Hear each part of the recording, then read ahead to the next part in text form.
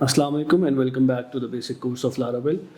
आज के लेक्चर में हम लोग देखेंगे कि किस तरह से माइग्रेशंस काम करती हैं। तो अगर हम रीकैप की तरफ आएँ या रीकैप पे आएँ तो हमने क्या क्या देखा था लास्ट लेक्चर में।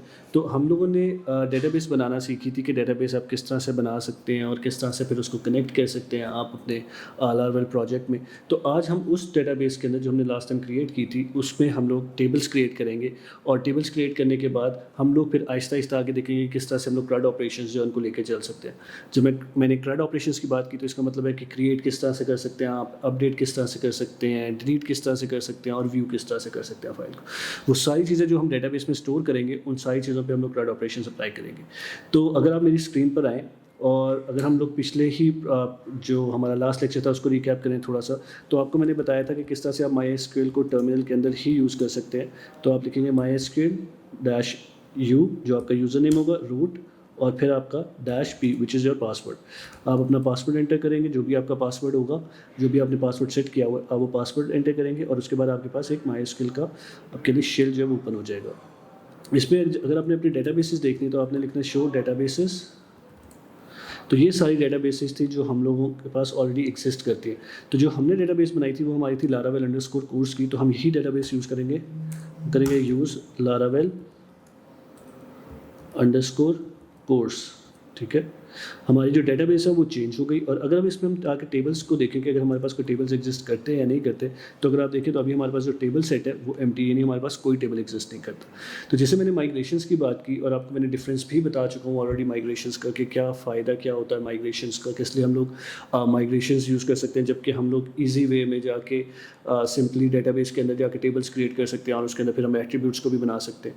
तो अगर आपको अभी भी क्लियर नहीं है कि माइग्रेशंस किस लिए यूज़ की जाती हैं, तो आप मेरे जो पिछले लेक्चर्स हैं आप वो रेफ़र कर सकते हैं।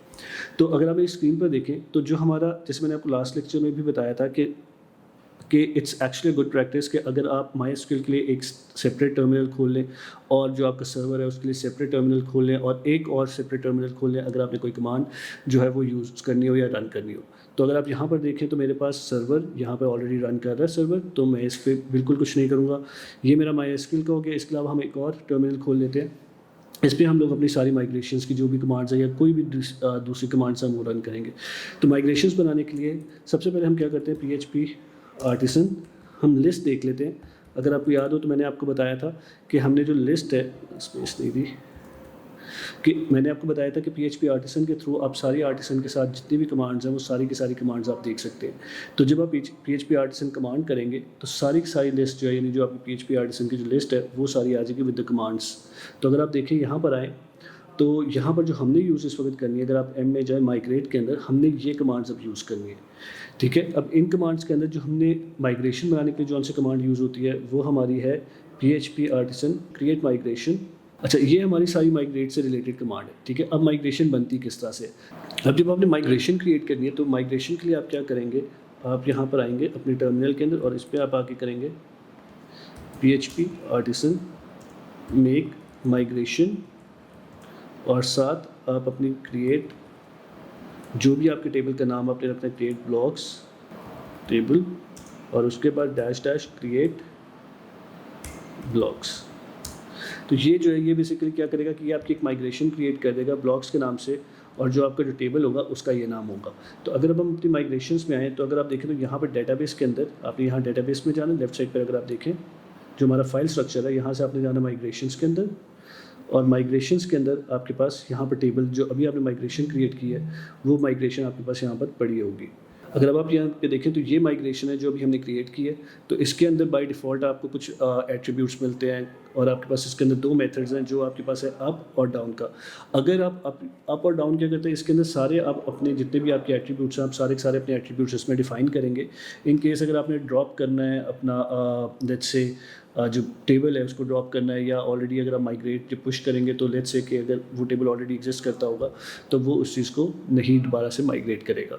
तो यहाँ पर हम लोग जो है कुछ अपने जो एट्रीब्यूट्स हैं हम वो बना लेते हैं। उसके लिखने के लिए हम क्या करते हैं, टेबल स्ट्रिंग, हम कहते हैं हमें सिर्फ नेम चाहिए यहाँ पर नेम, और हम एक और बना लेते हैं जिसको हम कहते हैं टेबल स्ट्रिंग और साथ हमें एक और लेट्स से डिस्क्रिप्शन की चाहिए जिसको हम लोग सेट कर देते हैं डिस्क्रिप्शन का।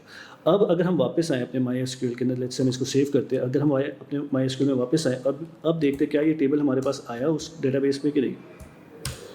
तो अगर आप देखो तो अभी भी हमारे पास एम्प्टी सेट है। ये क्यों एम्प्टी सेट है? क्योंकि हमने जो हमारी माइग्रेशन हमने क्रिएट किया, हमने उसको पुश नहीं किया, हमने उसको माइग्रेट नहीं किया। हमने माइग्रेशन तो क्रिएट कर ली, लेकिन हमने उस माइग्रेट को पुश नहीं किया, उस माइग्रेशन को पुश नहीं किया कि डेटाबेस में वो जाके क्रिएट कर दे उस चीज़ को।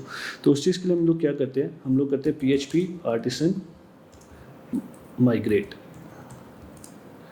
ठीक है, तो जैसे ही आप PHP आर्टिसन माइग्रेट करेंगे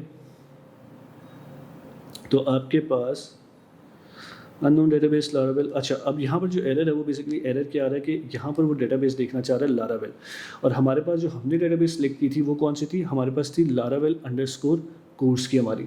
तो हम वापस अपनी NV फाइल में जाएंगे और वहाँ पर देखेंगे कि कौन सी हमारे पास जो डेटाबेस है वो सिलेक्टेड है। तो अगर हम वापस अपने इसमें आए तो हमारे पास जो डेटाबेस है वो है लारावेल सिलेक्टेड।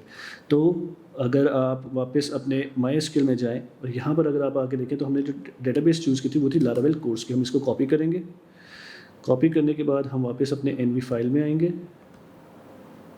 और NV फाइल में यहाँ पर हम लोग इसको पेस्ट कर देंगे। अब हम वापस आते हैं और वापस आके माइग्रेशन जो है इसको रन करते हैं और देखते हैं कि क्या ये चलती है कि नहीं। तो अगर आप देखें तो जितनी भी आपकी माइग्रेशंस थी वो सारी की सारी, जितनी भी टेबल्स थे वो सारे के सारे आपके उस डेटाबेस के अंदर आ गए जो कि हमने सिलेक्ट की थी, जो थी हमारी लारावेल अंडरस्कोर कोर्स। अब हम वापस आते हैं अपने MySQL के टर्मिनल में और यहाँ पर आके हम क्या करते हैं, यहाँ पर हम करते हैं शो टेबल्स। तो अब अगर आप देखो तो हमारे पास ये 4 डिफरेंट टेबल्स आ गए जो कि हमारे पास थे ब्लॉक्स के, फील्ड जॉब्स के, माइग्रेशन, पासवर्ड रीसेट और यूजर्स की। ये 4 टेबल हमारे इस तरह से आ गए। अब एक और एग्जांपल लेते हैं। अब लेट्स से कि अगर आपने माइग्रेशंस के अंदर आपने जैसे माइग्रेशंस क्रिएट कर लिए और जो हमारा मेन मकसद था माइग्रेशंस का कि इन केस अगर आप कोई कॉलम मिस कर गए या आप एक एक्स्ट्रा कॉलम ऐड करना चाहते हैं या डिलीट करना चाहते हैं तो वो किस तरह से कर सकते हैं। तो आपने उसके लिए क्या करना है, अगेन हम अपने टर्मिनल में आते हैं, PHP आर्टिसन मेक माइग्रेशन, उसके बाद ऐड। अब जो कॉलम भी आपने ऐड करना है उसके अंदर आप वो कॉलम ऐड कर सकते हैं। लेट्स से हम लोग इसमें कह देते हैं, लेट्स से बिट्स का कॉलम हम ऐड करने चाहते हैं तो हम लिखेंगे add bits to underscore two, और हम कौन से टेबल में करना चाहते हैं, हमने जो अभी टेबल बनाया ब्लॉक का हम उसी टेबल में करेंगे ब्लॉक्स अंडरस्कोर टेबल, और उसके बाद जो हमने टेबल बनाया था, जो हमारे टेबल का नाम था वो था ब्लॉक्स, और हम इसको एंटर कर देंगे। तो अगर अब हम अपने वापस उस टेबल में आए जो हमने टेबल बनाया था, जो हमारा, अगर अब आप यहाँ पर आएँ तो ये हमारा जो बिट का जो अभी हमने बनाया जो हमारा एट्रीब्यूट हमने ऐड किया वो यहाँ पर, ये उसकी फ़ाइल है सारी, ठीक है। लेकिन अगर अब आप यहाँ पर आएँ, ठीक है, यहाँ पर आपकी ये फ़ाइल सेम है। अभी मैं आपको थोड़ी देर बाद अभी अब उसके एट्रीब्यूट्स भी दिखाता हूँ कि जब हम एट्रीब्यूट्स की बात करते हैं, जब हमने ये ऐड किया तो वो किस तरह से वहाँ पर शो होगा, ठीक है। अब इसमें हम क्या करेंगे, हमारा लेट्स से हम कहते हैं बिट्स को, फॉर एग्जांपल हम इसको अगेन करते हैं टेबल, ठीक है, टेबल लेट्स से हम कहते हैं string for example, although bit string नहीं होती आपकी, तो बिट्स और सेव। अब हम इसको माइग्रेट कर देते हैं। तो इस तरह से आप लोग जो है अपनी माइग्रेशंस जो है उनको क्रिएट कर सकते हैं, और क्रिएट करने के बाद अगर कोई एक अपडेट करना हो, आपने कोई भी एक स्पेसिफिक कॉलम ऐड करना हो अपने टेबल्स के अंदर, आप वो ऐड कर सकते हैं। इसी तरह अगर हम वापस अपने इसमें आए, जो हमारी फ़ाइल बनी थी ब्लॉक्स की, अब लेट्स से कि आपने कोई प्राइमरी कीज़ भी होती है आपके पास, आपने यूनिक आईडीज़ भी होती है आपके, आपने यूनिक आईडीज़ भी पास करनी है। और वैसे कि अगर फॉर एग्जांपल अगर हम ईमेल की एग्जांपल लें तो एक ईमेल एक ही को साइन होता है और वो ईमेल आप दोबारा यूज़ नहीं कर सकते। तो उस केस में आप क्या करते हैं, लेट्स से हम लोग इस केस में, अच्छा सबसे पहले इस ईमेल पे आने से पहले एक चीज़ करते हैं। अगर आपने लेट्स से इसमें आपको लगता है जैसे मेरे से एक कॉलम मिस हो गया था और मैं चाहता हूँ कि वो जो कॉलम मिस हो गया था तो मैं दोबारा से इसी फाइल के अंदर वो कॉलम जो ऐड करना चाहूँ, तो उसके लिए आप लोग कर सकते हैं माइग्रेट रोल बैक। जो माइग्रेट रोल बैक है वो क्या करेगी कि आपकी जितनी भी माइग्रेशन है, जैसे हमारी ये पिछली माइग्रेशन थी, ये रोल बैक कर देगी। फॉर एग्जाम्पल अगर मैं चाहता हूँ कि नहीं ये गलत फाइल बन गई, इसमें ये चीज़ नहीं होनी चाहिए थी, तो मैं इसको क्या करूँगा, PHP artisan migrate roll back, मैं इसको रोल बैक कर दूंगा। जैसे ही मैं एंटर करूंगा तो ये वाली जो माइग्रेशन थी या ये जो कॉलम हमने बनाया था, ये कॉलम वहाँ से निकल जाएगा और ये कॉलम वहाँ पर नहीं होगा, ठीक है। इसी तरह अगर मैं दोबारा से रोल बैक करूँगा तो मेरे पास ये वाली माइग्रेशन भी निकल जाएगी। इसी तरह मैं स्टेप्स को भी डिफाइन कर सकता हूँ। स्टेप्स किस तरह से डिफाइन करता हूँ, इस तरह से मैं स्टेप्स भी डिफाइन कर सकता हूँ, स्टेप 5 लेट्स से। तो इससे क्या होगा कि जितनी भी पिछली 5 माइग्रेशन जो मैंने की होंगी वो सारी की सारी माइग्रेशन जो है वो रिमूव हो जाएंगी, वो डिलीट हो जाएंगी, ठीक है। ऑब्वियसली फिर अगर आप कोई कॉलम या कोई भी डाटा उस टेबल्स में ऐड करना चाहेंगे तो वो ऐड नहीं होगी, क्योंकि जब आपने रोल बैक किया तो टेक्निकली वो जो डाटा जो टेबल्स आपने माइग्रेट किए थे वो डिलीट हो चुके थे, ठीक है। तो इस तरह से आप रोल बैक भी कर सकते हैं। तो अब हम क्या करते हैं, अब हम इसमें जिसमें आपको बता रहा था कि हम लोग यहाँ पर let's say table email, let's say हम स्ट्रिंग ईमेल डालते हैं, ठीक है। और इसके बाद आप लिखते हैं यूनिक। जब आप यूनिक लिखते हैं तो इसका मतलब है कि ये जो पार्ट है आपका, ठीक है, ये जो आपने जो आपका कॉलम है, ये वाला ईमेल वाला जो एट्रीब्यूट है, ये यूनिक होगा। इसमें सिर्फ एक जो ईमेल एड्रेस है वो एक ही दफ़ा आएगा, या जो भी डाटा आएगा वो रिपीट नहीं हो सकता। अगर रिपीट होगा तो उसमें वो आपको एरर शो करेगा।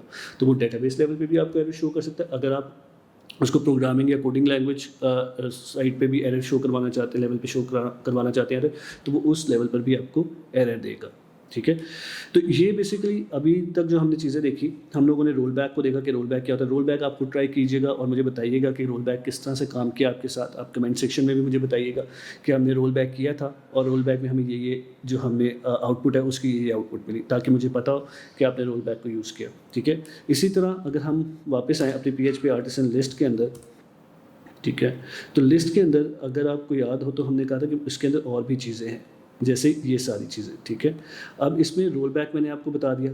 इसी तरह आप एक दफ़ा रीसेट को भी यूज़ करें, स्टेटस को भी यूज़ करें, ठीक है, रिफ्रेश को भी यूज़ करें और फ्रेश को भी यूज़ करें। जो फ्रेश है वो आपकी सारी की सारी जितनी भी आपकी माइग्रेशंस हैं उनको फ्रेश कर देता है, उनको जीरो से दोबारा स्टार्ट कर देता है। इसी तरह आपकी जो रिफ्रेश है, ठीक है, इट्स ऑलमोस्ट सिमिलर है, ठीक है, आप इसको ट्राई कर सकते हैं। इसी तरह आप हमने रोल बैक अभी देखा कि किस तरह से होता है, लेकिन ट्राई आप करेंगे तो आप ये सारी जो कमांड्स हैं इनको भी यूज़ करें, इनको ट्राई करें और कमेंट सेक्शन में मुझे बताएं कि किस तरह से आपने इन माइग्रेशंस को जो है वो यूज़ किया। तो ये था हमारा आज का लेक्चर जो बेसिकली माइग्रेशन क्रिएट करने पे था। अगर आपको कोई कन्फ्यूजन है या कोई मसला या कोई इशू आया तो do let me know in the comment section और I try to respond you guys on the comment section as well. तो तब तक के लिए thank you so much for your time. अल्लाह हाफ़िज़।